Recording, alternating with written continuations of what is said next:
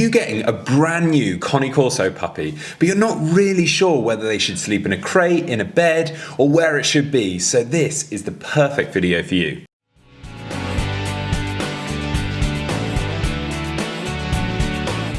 Welcome back to the Fenrir Corso Show. My name's Joe and I'm a certified canine leader here at FenrirCanineLeaders.com. We are dedicated to helping you learn everything you could possibly want to know about the Corso, and then how to become a high-level canine leader so you can raise your very own. So if you're new here, don't forget to subscribe and turn on that notification bell so you never miss a future upload. Bringing a Corso puppy into your home is a very, very exciting day indeed. But where should they sleep? Well, today we're going to be tuning into a webinar. The canine behaviorist and founder of FenrirCanineLeaders.com, Will, has recorded all about where your puppy should sleep. So over to you, Will.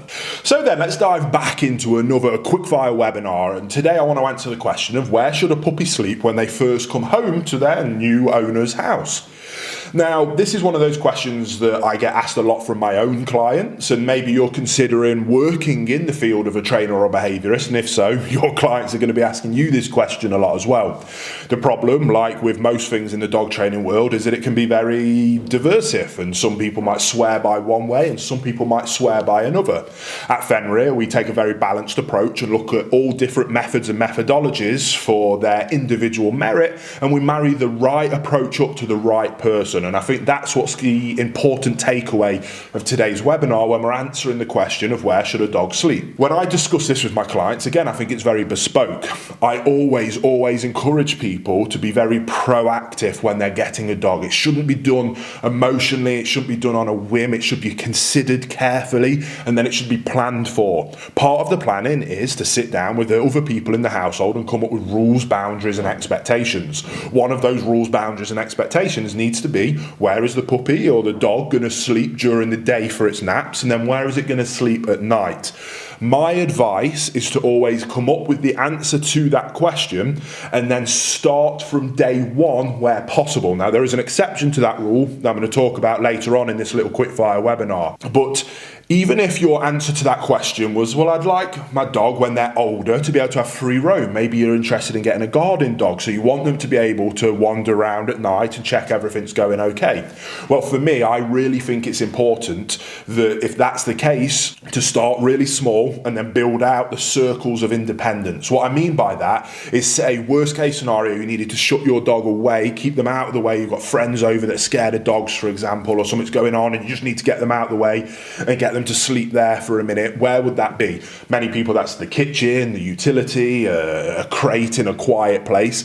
Well, I think that that's where you should start. Start there, and then as your dog gets older, as toilet training gets established and you start to have success there, as you can start to trust them to not chew and destroy your house, maybe you can leave them in a crate, but with the crate door open in a room, and that room's closed off. So they've got access to that room, they can come in and out of their crate for a little bit more freedom. You can test that. If that goes well, then maybe they can have the hallway. Then maybe they can have the hallway and the living room. Maybe they can then have all of downstairs. And then after so many months, so as that trust builds, you start small and then slowly you build it up. But if anything ever happens, worst case scenario, it then becomes much easier to pull that back. If you start really wide, it's then incredibly challenging to be able to get that into a smaller area for whatever reason. Most people think, well, I'll never need to go down to a smaller area. I promise you, there may be times when you need to. The main one is if your dog ever becomes ill or poorly and they have to go to a vet where they have an overnight stay. They will be put in a crate or a cage or a small kennel whilst they're there. A dog that is comfortable in being in a small confined area will find that trip much more bearable and much more pleasant than a dog that isn't used to it, hasn't had any of that in its life, will then become much more emotional, and it can become a very, very negative scenario where hopefully if they need to go in for an operation, you can make it as pleasant as possible. So my advice is to always start small, and then if you want to give them more freedom, you can. If not, well, then they're there straight away. That then naturally comes on to the question of crate training, and I'm not going to discuss the pros and cons of crate training. Again, this is one of them things we could do hours and hours of lecturing and webinars alone on the crate training topic. to give you a very, very quick summary, I think they're fantastic, and I think every dog owner should crate train their dogs. If for the only reason being, the reason that I just mentioned there, about if your dog needs to go to a vet, you can travel in the car with them much easier and safer in a crate, and when they go somewhere, they can be crated and be kept safe. It's also fantastic for toilet training, and it's fantastic for giving rules, boundaries and expectations, and setting them up for failure by giving them too much access, then them chewing things and you getting frustrated and telling them off. If they were crate trained, they'd be able to go into a crate where it's a nice, safe, pleasant, secure area where they can learn that it's a positive, nice place for them to calm down. It's their own little space. Crates are amazing. So my advice, again, best case scenario is that a dog should sleep in a crate at night. That's the small circle.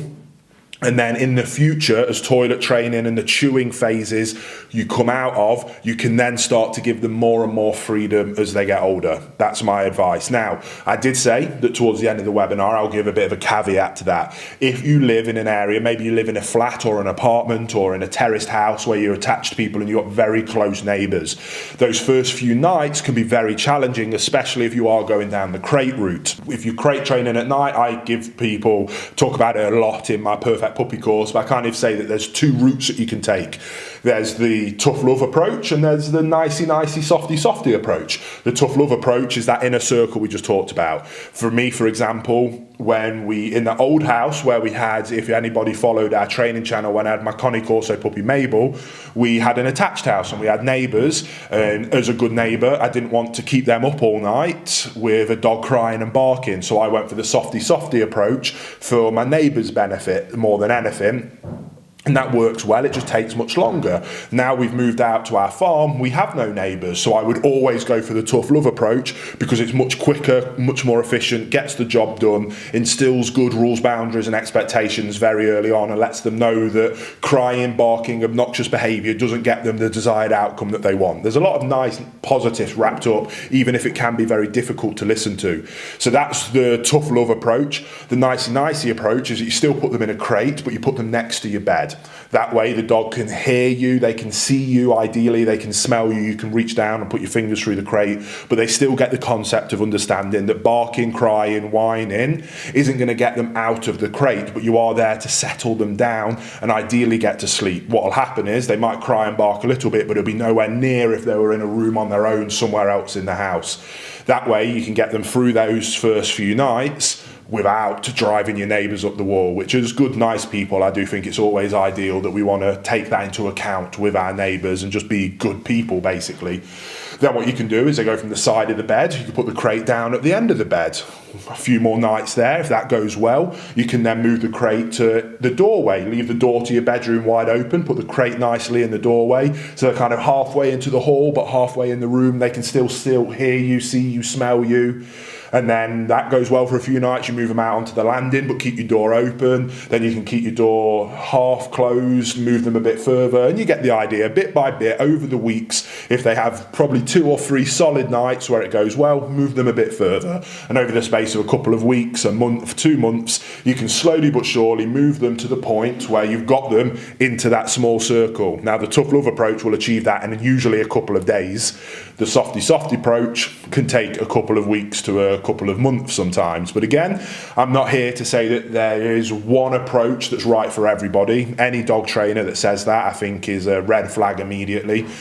Again, a balanced trainer, a balanced canine behaviourist is one that is educated and understands multiple different theories, methodologies, different breeds and different requirements for different types of dog in different homesteads with different families and different people. All those different variables mean that oftentimes there is different methods that will work. Some faster, some quicker, some might be a bit more tough love, some might be a bit more softy, but the right people with the right dog, all built off that principle of calm, consistent leadership, you will get through those first few nights. And it is always the thing that people find most challenging. They're so excited to get a new puppy, this bundle of cuteness, and they bring it home and they've had it all day on that first day, and you've done a bit of training and you've had a bit of success and toilet training's going well, and then night time comes. that first night they squeal and bark all night, and then it starts to devolve very quickly into what I call the puppy blues, which again, I think the puppy blues is something that is never talked about, and I do a whole module on puppy blues just because of how challenging puppies can be. So there we go, that's my opinion on where puppies should sleep. I hope you found it useful. I hope this webinar, I try not to drag them out because I can talk for hours on these topics. I want them to be short, sharp, snappy, packed full of value, and as helpful as possible to start you on your journey to becoming a calm, consistent leader that has perfect canine companions. And I can't wait to see you on the next one of these quickfire webinars. There you have it, guys. Some really useful information from Will there, all about where your Connie Corso should sleep at night.